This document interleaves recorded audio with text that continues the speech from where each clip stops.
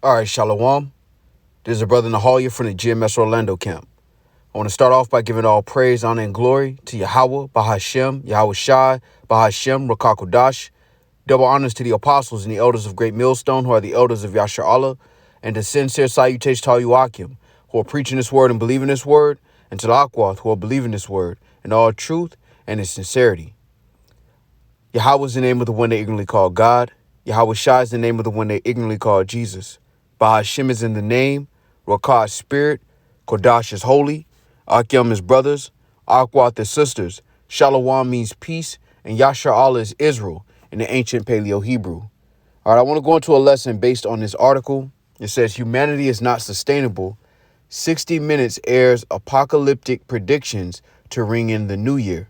All right, and this is all Esau's attitude towards rulership and dominion, basically saying that if he can't do it, nobody can.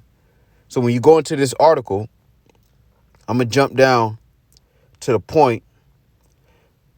It says Ehrlich, a Stanford University professor, said humanity was not sustainable and reiterated his concerns that the planet's human population was crowding out the natural environment to our own peril. While the world population is still rising, the rate of human fertility plummeted by roughly 50% across the globe in the last 70 years.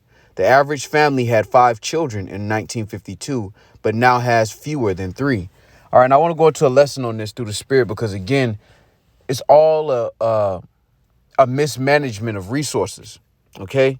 When you go into this verse 2 in Proverbs, the 29th chapter, it says, when the righteous are in authority, the people rejoice, but when the wicked beareth rule, the people mourn. When you go into the NLT, it says, when the godly are in authority, the people rejoice. But when the wicked are in power, they groan. Because ultimately, it's a mismanagement of resources. This is why the scriptures say this. All right, before I continue.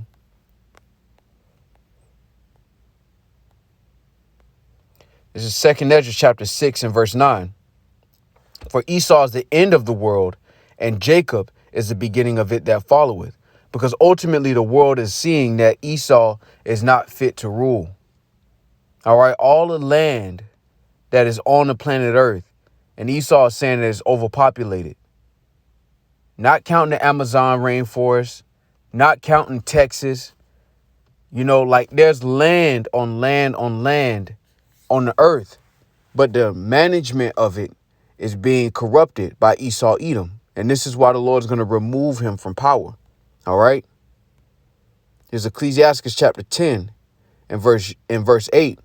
Because of unrighteous dealings, injuries, and riches got by deceit, the kingdom is translated from one people to another. See, all nations have had an opportunity to have rulership and dominion on the earth, with Esau being the end of that age of heathens having rulership on the earth. Now we're coming into a time, that translation of power, where it's being translated from Esau to Jacob. All right. And that's the birth pains, so to speak. Now I want to continue. It says this. It says, oh, humanity is not sustainable. To maintain our lifestyle. And see, that's what he means. All right. When you look at this Edomite, let me see if I can pull him up.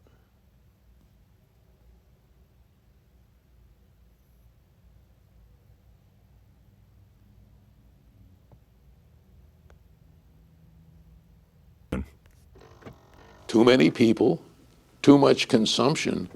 So when you look at this Edomite, this is their attitude.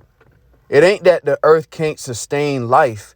It's that they want to have a lifestyle that's more luxurious than everybody else on the planet Earth.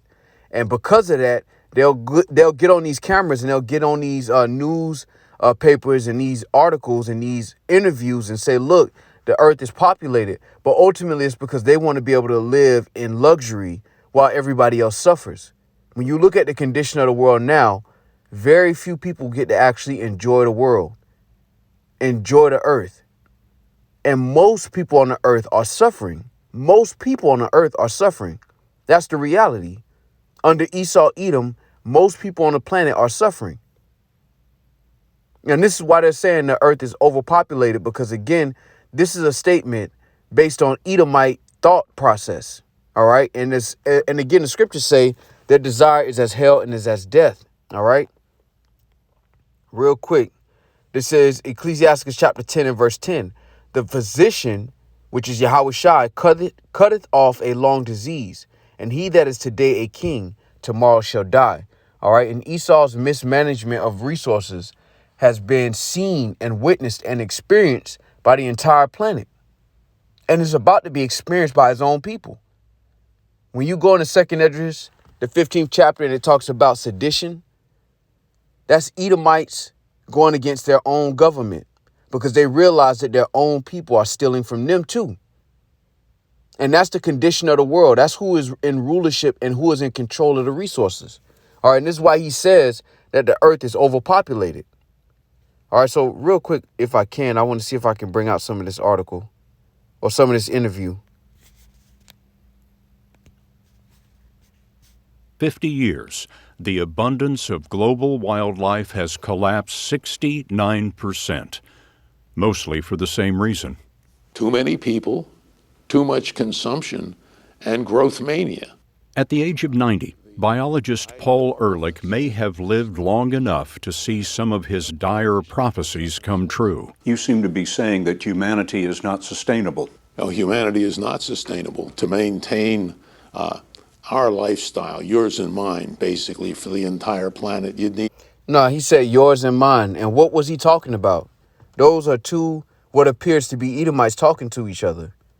So when they talk about life not being sustainable, it means that they don't get to live luxuriously like they want to if the population continues to increase. And ultimately, that boils down to prophecy. All right. Esau is the end of the world and Jacob is the beginning of it that followeth. The scriptures talk about this is how we know this is the son of perdition. The scriptures say his eyes is as hell and is as death, and he cannot be satisfied. Even with the world in his hands, his mindset is set on destroying the majority of the people on the planet so that he can extend his rulership forever. It's not for the welfare of the people. All right. When you go into the scriptures, let me see if I can grab it and pull it up. Yep. This is Ecclesiastes chapter 5 and verse 9. Moreover, the profit of the earth is for all. The king himself is served by the field. But the point is that the earth is for the profiting of all, not a few. And what did that Edomite just say? Your lifestyle and mine. Because that's all these Edomites think about, themselves. The scriptures talk about us having a care for our beast. Esau creates slaughterhouses where animals know they're about to be slaughtered. All right. And then they put all that stress hormone into the meat that people consume on a daily basis. There's a mismanagement of resources, and that's ultimately the downfall of this society and the beginning of Jacob. Because Esau has been created as a sword of Yahweh Shema Shai, but he's ultimately going to destroy himself with his own mentality. And then Yahweh Shai is going to come and finish him off. But the son of perdition had to be revealed. And now we understand who he actually is on the earth. All right. And it's based on his actions, not his skin color. All right. This is 2 Thessalonians chapter 2 and 3. Let no man deceive you by any means, for that day shall not come, except there come a falling away first, and that man of sin be revealed, the son of perdition, who opposeth and exalteth himself above all that is called God. We just read in Ecclesiastes 5 and 9, the Lord said the earth is for the profiting of all. Whereas Esau is saying this is too many people on the earth. Again, verse 4, who opposeth and exalteth himself above all that is God, is called God, or that is worshipped, so that he as God sitteth in the temple of God, showing himself that he is God. And this is why these Edomites think that they have the authority to speak the way they speak concerning creation. Because they have a God complex. But when you look at their rulership, most people on the earth are suffering, man. That's the reality. You have these Edomites that talk about the earth being as safe as it's ever been. And they will attribute that to their own efforts. But ultimately, the earth is in dire straits. Creation, animals are in dire straits. outside of America, outside of the UK, France, Germany, these European nations, the world is in straits, man. Just for Edomites to say, look, it's too crowded. The fiat currency system does not work globally. It only benefits a very few people. And this is the reality that we exist in. This is the reality that most people try to avoid, all right? That the world is in a state of mourning, all right? This is Proverbs chapter 28 and verse 12. And it reads, when the righteous men do rejoice, there is great glory. But when the wicked rise, a man is hidden, because the wicked are in rulership. From predatory loans to GMO foods to corroded pipes that give you tap water and bath water and shower water. All of these things are a product of the rulership. Only for this man to say now that the world is overpopulated. And the only reason he says that is because he can't live his lifestyle, his luxurious lifestyle, in peace. Because again, the scriptures talk about him being made small. All right. And everybody knows that these Edomites aren't populating as much as they should. So they got to dwindle down the numbers because that'll give them the ability to control the population. If they can get it down, like the Georgia Guidestones say, to 500 million, they could easily control 500 million people on the planet. Because it's not about humanity. This Edomite right here, get on the camera and say it's about humanity. But it's not about humanity for them. It's about them being able to live their lifestyle, control the earth, and live how they want to live without any adversaries. Let's go to Habakkuk 2. Because you got Jake that say that the Edomites are the so-called Arabs. That Esau is the Arabs. You got Jake that say that. But look at this man's deeds. The scriptures describe Esau as living by the sword. The so-called Arabs live off oil. They don't live by the sword. They don't protect their spoils by the sword. They protect they have a position in the earth based on oil. The so-called white man has a position on the earth based on the sword, based on his ability to kill. And what he's doing really, low key, high key, whatever you want to call it, what he's really doing is justifying what he's about to do. This is why he's saying there's too many people on the planet, global warming. He's using these things to justify what he's about to do, man. All right. This is Habakkuk chapter 2 and verse 4. Behold, his soul, which is lifted up, is not upright in him, but the just shall live by his faith. Yea, also, because he transgresseth by wine, he is a proud man, neither keepeth at home, who enlargeth his desire as hell, and is as death, and cannot be satisfied, but gathereth unto him all nations, and heapeth unto him all people. And this is how Esau has webbed this whole system. It's based on deceit. It's based on having to depend on him, even his own people. When you deal with NATO, these European countries have to depend on Esau and America. But their whole argument that the earth is overpopulated is for their sake. It's for the elites of the Edomites so that they can live a certain type of lifestyle at the expense of everybody else. This is why in Proverbs, the 29th chapter, it says that when the righteous are in authority, the people will rejoice. This is how we know that Esau is not the righteous, because his mindset is not for the well-being of creation. Even though he's in a position of luxury, his mindset is not on, man, the people ain't got to live like this. His mindset is on extending his rulership at the expense of everybody else. And this is why when you see Ecclesiastes 5 and 9, it's important because, again, Yahweh Shah is going to come so that the earth can be profited by all, in order, of course. But the heathens will be in a better place, in a better condition, because Yahushua being their overseer is going to judge with equity. It doesn't mean that everybody has the same position on the earth, but it means that everybody will have a common benefit of the planet Earth. No more being able to go to a corner store and buy cigarettes. No more GMO foods. No more of committing adultery, of eating pork, shrimp, crab, and lobster, things that are not considered food.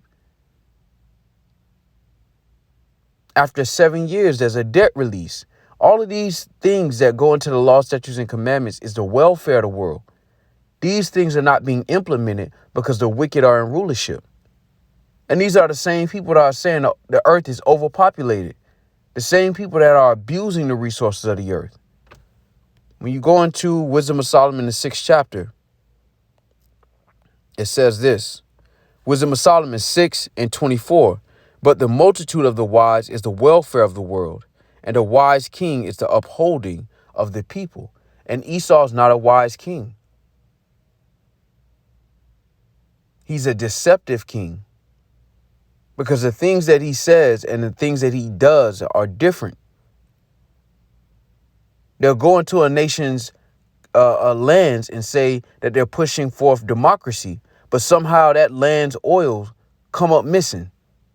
And then they do satellite images where you can see truckloads of the oil from that country leaving the country. But the argument is that they're giving that nation democracy. And this is the guy who's in charge of all the resources. And this is why the earth is in the state that it's in right now, man, because the wrong people are in rulership. Matter of fact, this is Proverbs chapter 19:10. Delight is not seemly for a fool, much less for a servant to have rule over princes, because Esau is meant to be the servants of the Israelites. All right. This is Ecclesiastes 10:6. Folly is set in great dignity, and the rich sit in low place. I have seen servants upon horses and princes walking as servants upon the earth. And this is the things turned upside down, being esteemed. The whole world is looking at Esau like he belongs in rulership. And really everything has just been turned upside down. So the servant has been put in the position of the princes. Matter of fact, this is Lamentations chapter 5 and verse 8. Servants have ruled over us. There is none that doth deliver us out of their hand. And you can tell by their rulership that they don't belong in that position. This is why the Lord gave us the law, statutes, and commandments. All right. To set a standard in the earth. This is Deuteronomy 4:5. Behold, I have taught you statutes and judgments, even as the Lord my power commanded me, that ye should do so in the land whither ye go to possess it. Keep therefore and do them, for this is your wisdom and your understanding in the sight of the nations, which shall hear all these statutes and say, surely this great nation is a wise and understanding people. For what nation is there so great, who hath Yahweh Bashim Yahushai so nigh unto them, as the Lord our power is in all things that we call upon him for? And what nation is there so great that hath statutes and judgments so righteous as all this law, which I set before you this day? And this is why Yahushua is needed, because he is going to spearhead the law, statutes, and commandments being implemented on the planet Earth. And through his rulership, the world will understand righteousness and peace and prosperity. Again, when the righteous are in authority, the people rejoice. But right now we're in a wicked rulership. We're under a wicked rulership. And this is why guys like this say the earth is not sustainable. Yeah, it's not sustainable under Esau's rulership, man. All right. Matter of fact,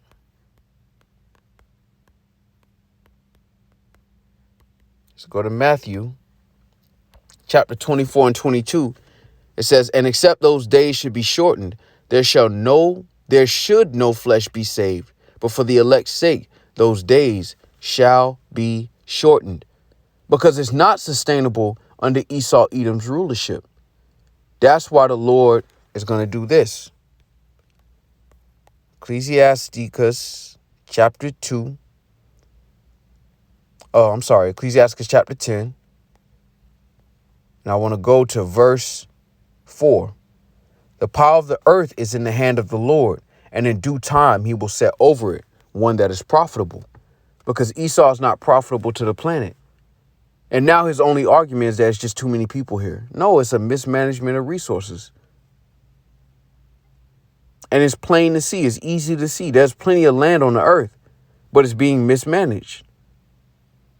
And this is why these Edomites are so proud, because they're going to use this to justify getting rid of so many people, trying to get it down to 500 million, like the Georgia Guidestone says. All right, now check this out, because this goes back into prophecy. Ehrlich has long predicted mass starvation and environmental collapse due to population growth, and recommended taxing children, mass sterilization, abortions to limit population growth, and whatever steps are necessary to establish a reasonable population size. And this shows you how wicked these Edomites are, because they're not talking about sterilizing their own people. They talk about taxing children. They're not taxing their own children.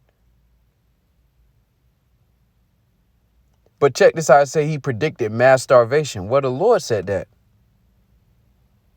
The Lord said, man, let's go. This is Jeremiah chapter 28, and I'm going to jump down to verse 8. The prophets that have been before me and before thee of old prophesied both against many countries and great kingdoms of war and of evil and of pestilence. And Esau is the tool that brings that into the earth. All right. Esau is the tool, because these are the Lord's judgments. The Lord brings those type of judgments. All right. This is Ezekiel chapter 14 and verse 21. For thus saith the Lord, Yahweh Shemel Shai, how much more when I send my four sword judgments upon Jerusalem, the sword and the famine and the noisome beast and the pestilence, to cut off from it man and beast. So famine is a tool that the Lord uses first and foremost. You know, Esau talk about he predicts such and such and such and such. Look at this, man. The Lord been said it. All right. This is Lamentations chapter 4 and verse 9. They that be slain with the sword are better than they that be slain with hunger. For these pine away, stricken through want for the fruits of the field. And the Lord is bringing famine. But Esau is going to say it's because of overpopulation, because he ultimately has plans to do this on a global scale.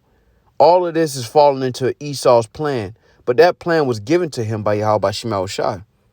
All right, real quick. This is 2nd Esdras chapter 15 and verse 5. Behold, saith the Lord, I will bring plagues upon the world, the sword, famine, death, and destruction. For wickedness hath exceedingly polluted the whole earth, and their hurtful works are fulfilled. Now he talks about, he predicts mass starvation. The Lord said he was going to do that anyway. But these Edomites prop themselves up as so-called geniuses, when really they're just operating under the Heavenly Father's plan. And they're going to use the population is too great to justify what they're about to do on the planet Earth.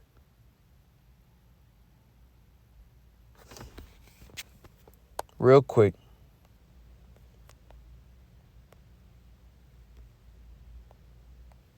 This is 1 Thessalonians chapter 5 and verse 3.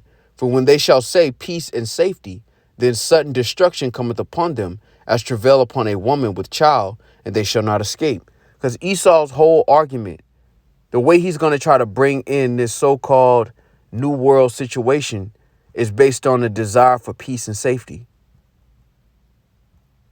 His argument about population is based on the so-called desire for peace and safety. But it's deception. Just like his entire rulership has been based on deception. So Lord willing, this was edifying. You know what? I want to end with this. We're going to go to Ecclesiastes chapter 5 in verse 8. If thou seest the oppression of the poor and the violent perverting of judgment and justice in a province, marvel not at the matter, for he that is higher than the highest regardeth, and there be higher than they. Because ultimately, all these things that we see that vex us from the day to day is ultimately going to get squashed and handled through the spirit and power of Yahweh Shema Shai.